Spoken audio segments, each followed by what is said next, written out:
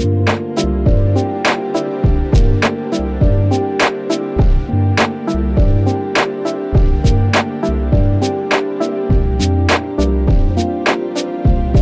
stock price fell 5% after its quarterly earnings today, and that could place the gaming giant in jeopardy. Good morning, good Wednesday morning to you. I'm Shane Satterfield from Sifted, and this is Good Morning Gaming for February 2nd, 2022. It comes bright and early every weekday to our patrons who pledge at patreon.com/sifted, and it's delayed a couple days for everyone else. If you like our content, we also have a separate podcast feed for our flagship show, Game Face, that you can find by searching your favorite podcast service. You'll find the podcast versions of the rest of our content in the same feed you found this. EA reported its quarterly earnings today, and while it met expectations for the quarter, its stock price still fell 5%. That may seem a little weird, but EA also lowered expected earnings by $100 million. CEO Andrew Wilson said that Battlefield 2042's launch did not meet expectations, and he mostly blamed it on COVID-induced remote development. He said there were unanticipated issues, and some design choices didn't quote-unquote, didn't resonate with fans. And here's another quote from Mr. Wilson. Through our process for testing and preparation, we believed the experience was ready to be put into our players' hands. We launched with strong stability. Okay. However, as more players experienced the full game, it became clear that there were unanticipated performance issues that we would need to address. Unanticipated performance issues. If you've seen the B-roll of this game that we run on Game Face when we talk about it, you'll notice that the skybox just disappears randomly. Trees disappear, reappear, fall over, blow in the wind when there's no wind and the other trees are there. The game was a mess just a month before release. And somehow, Mr. Wilson is trying to tell us that there were unanticipated performance issues. Well, as a result of this, not only did EA's stock fall 5%, not only did EA change its guidance to lower earnings by $100 million for the next quarter, EA also just delayed Season 1 of Battlefield 2042 until the summer. So you bought this broken game at the end of 2021, it has remained broken, and you're not getting any extra content for that game until June, July, August of 2022. That's bad, people. That's really bad. But here's the rub, the real rub with this, is that, as we just saw this week, with PlayStation buying Bungie, and we saw a week and a half before that, when Microsoft bought Activision Blizzard, and we saw shortly before that, when Microsoft bought Bethesda, the big fish are looking for the littler fish. And when you lose 5% of your valuation in a day, blood is in the water. If EA's stock price were to stay where it is now, or, God forbid, it continues to fall, it makes a precipitous dip, it could be a target for acquisition. They say strike while the iron's hot. Well, investors, it's always buying the dip. So if EA's stock can't rebound from this drop, and if it goes down even further, those sharks, they're sharpening their teeth. We could see EA snatched up. That's where we're at right now. That's how volatile the industry is. It could just happen. And there are a couple companies that have the money to make that happen. The valuation for EA is big. That's not something I feel like you could see Sony do. Nintendo could do it. Microsoft could definitely do it. Imagine having Call of Duty and Battlefield and Madden and FIFA all under your exclusive banner. Whew. Hard to combat, that's for sure. Now it's time for some more stories from the top of your SIFs. Today, Ubisoft announced a Rambo special event for Far Cry 6. The only rub is, there's no Rambo. Rambo is literally not in the DLC. Instead, you play as a Rambo fan. And you do get a headband so you can kind of look like Rambo. And if you complete the side quest, you get a really cool explosive bow. And it's free, but how do you have a Rambo special event with no Rambo? It's available now. Life is Strange Remastered Collection launched on PlayStation, Xbox, PC, and Stadia today. And a Switch version was supposed to be released today, but it ended up being delayed. No word really on what's going on with that, but it should still be coming. As far as the graphical improvements are concerned, they completely redid the character models. They also redid the facial animation for better lip syncing with the voiceover. The package includes Life is Strange Before the Storm, and the bonus episode called Farewell. For some reason, it does not include Life is Strange 2. I do get that that was kind of a clean break from the first Life is Strange with new characters and things like that, but if you're going to do a Life is Strange Remastered collection, you might want to collect all the games. Just saying. According to Bloomberg, the FTC is going to look into Microsoft's purchase of Activision Blizzard for antitrust concerns. Boy, this this is just what the PlayStation fans wanted to see. However, I think they're getting a little too excited over nothing.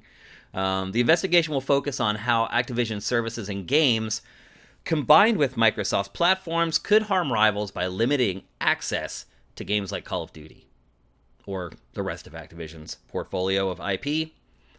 But the truth is, this is really just a formality. Any deal of this size is going to come under this same scrutiny. I don't expect there to be any objections to the purchase in the end, but PlayStation fans are saying, so you're saying there's a chance? In an interview with VGC today, the whistleblower on the network exploit in Bandai Namco's Dark Souls franchise expressed concern that the same holes that allow hackers to infiltrate computers could also be in the netcode for Elden Ring. The Dark Souls servers have been shut down for a week now, which lets you know that Bandai Namco's well aware of what's going on and the severity of it. And actually, there's now evidence that the publisher knew of the netcode issues as far back as 2019. The publisher has a little under a month before the launch of Elden Ring, and I'm really starting to think that its network features might be disabled at launch for the PC version. If they haven't fixed these issues since 2019, how are they going to fix them in the next 20-some days? I just don't see it. So I would say, as of right now, I would recommend buying the console version of Elden Ring over the PC version if you plan on picking it up. We got updates for Game Pass today as far as games that are coming and going. And while we do get a lot more games coming in, there's 10 games coming in, and it seems like 7 going out. Really the big deal is the games that are going out. So being added to the service this month, Crossfire X, Besiege, Ark, and 7 other games that honestly dwindle in importance below Ark after that. They're not really big releases.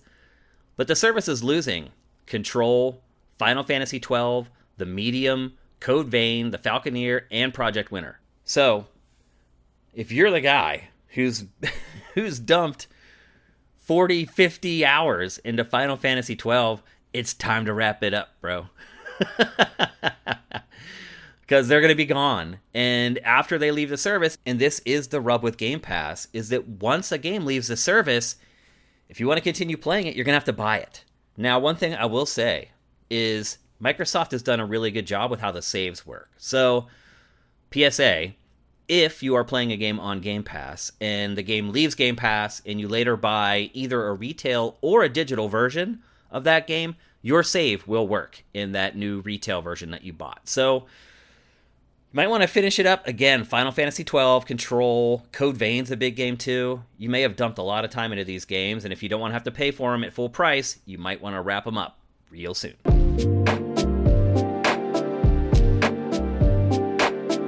All right, let's take a break, and when we come back, we'll tackle today's boss fight.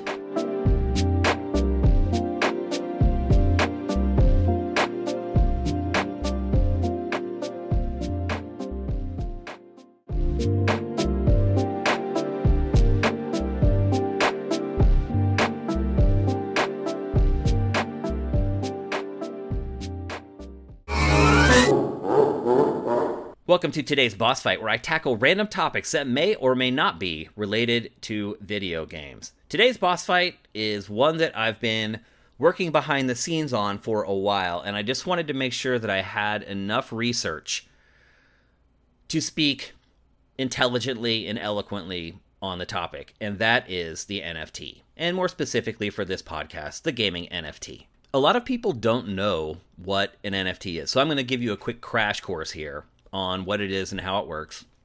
And I didn't know really either until I did the research and I took the time to do it. But an NFT is short for a non-fungible token. It's essentially a unique piece of data on a blockchain. And if you know cryptocurrency, it's basically a ledger that records all the transactions related to that piece of data. Because of their unique identifiers, NFT are used to secure digital certificates of ownership of artworks. But it's important to remember that an NFT is not an actual artwork, digital or otherwise. You don't actually own the piece of art.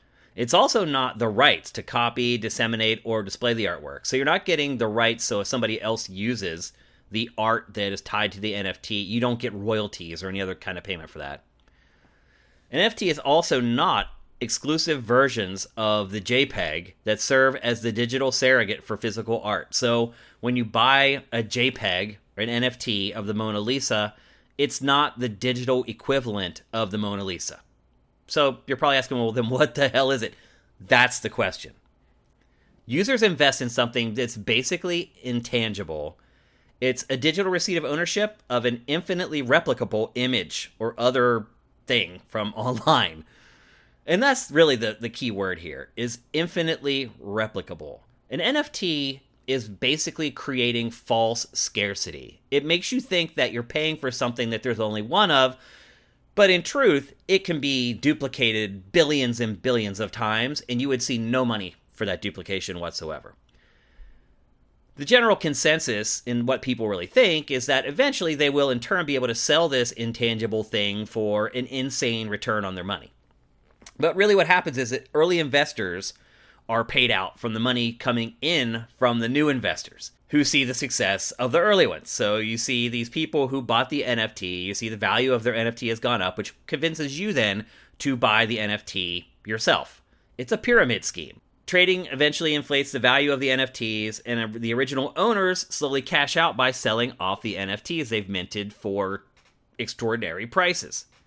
And meanwhile, the person on the bottom of the pyramid is hoping that they make it all the way to the top before the whole thing crashes and burns. And that's exactly what happens sometimes. So there was a cryptocurrency called Squid Coin, and it was all a scam. They basically stole the IP for Squid Game, the popular show on Netflix, and said that they were selling tokens for a video game based on Squid Game. So basically, if you bought these tokens, you could then use them in this Squid Game video game where you could parlay that token into more tokens and more value. Basically, gambling.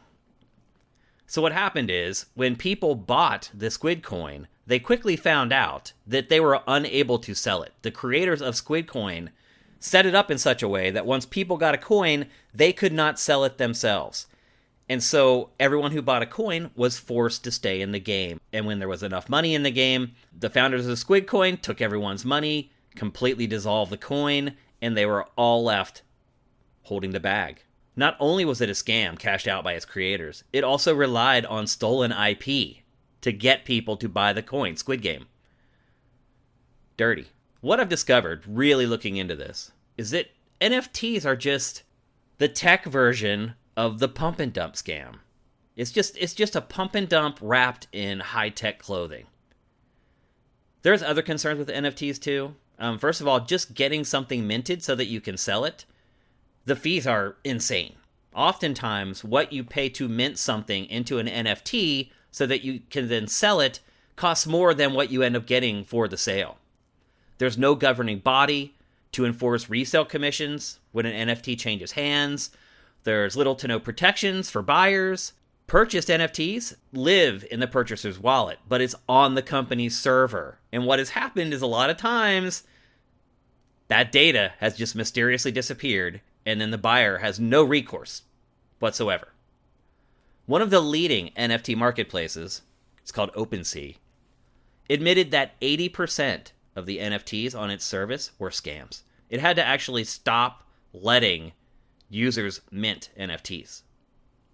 All right, let's talk about gaming and how this stuff relates to gaming, because early last year, a little under a year ago, NFTs were the big thing in gaming. Every publisher was at least talking about them, and then a few really committed to it. But even the ones that had committed to them now are starting to kind of change their stance in the last couple weeks. The developers behind Stalker 2 announced plans to implement NFTs in their shooter, but walked back those plans literally in less than an hour after they announced them, because fans were like, if you incorporate NFTs into your game, I will not buy it. And there were enough people saying that it literally did an about face in less than an hour.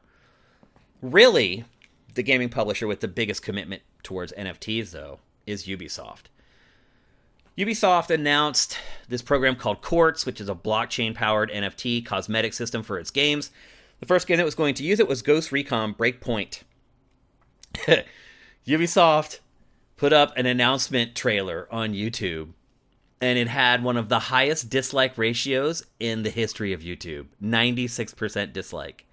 And Ubisoft, instead of just saying, you know what, the fans are right, we need to bail on this, Ubisoft has kind of dug in its heels. And here's a direct quote from Ubisoft.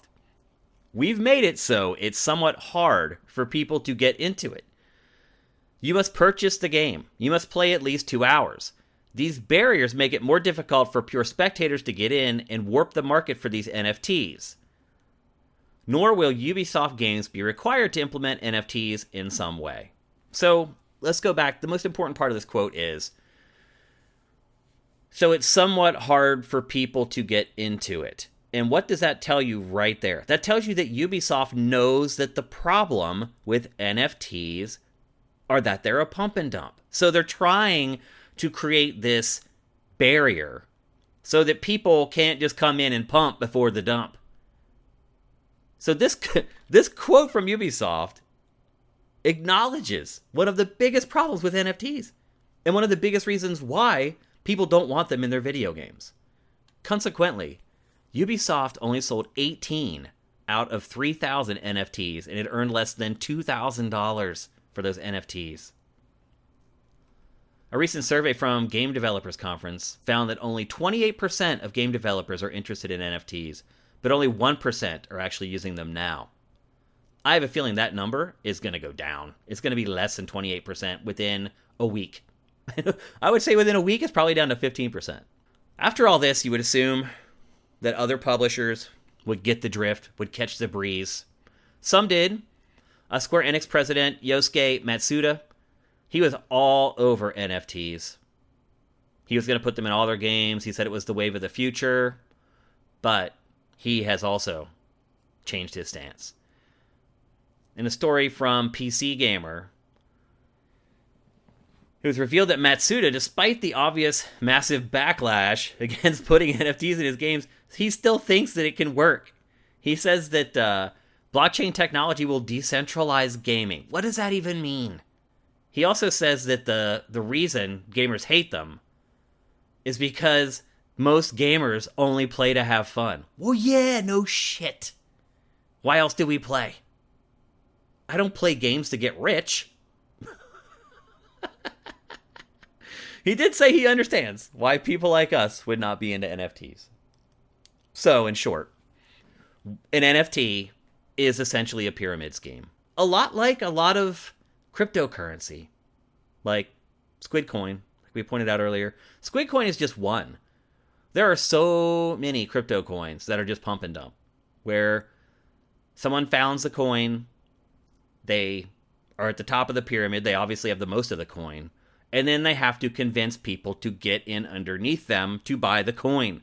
And then when the value of the coin goes up, they sell. And then the idea is that all the people who bought it under them, it continues to go up and they continue to sell. But that's not what happens, because the founders have so much of the coin that when they sell it, it gets chopped in half and then immediately it's a panic sell.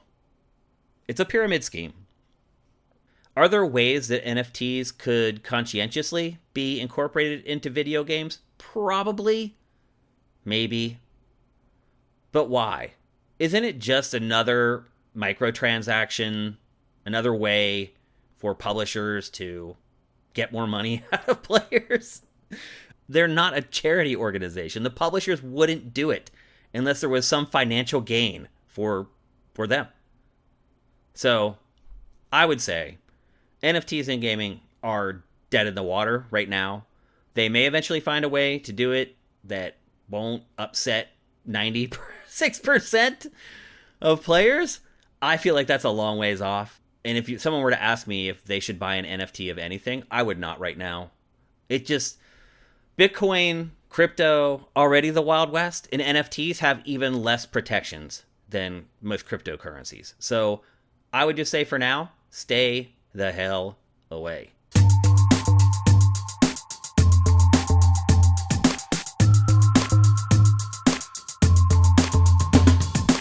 Thanks for listening to Good Morning Gaming. I hope your week's going good. I'm Shane Satterfield, and you can do what the cool kids do and follow me on Twitter at Dinfire and follow Sifted at Sifted Games. We'll be back with another one tomorrow morning, so make sure to check your phone when you get up and you're eating your Wheaties or you're eating your Cap'n Crunch like smart people do. But before then, make sure you seize today, because there will never be another.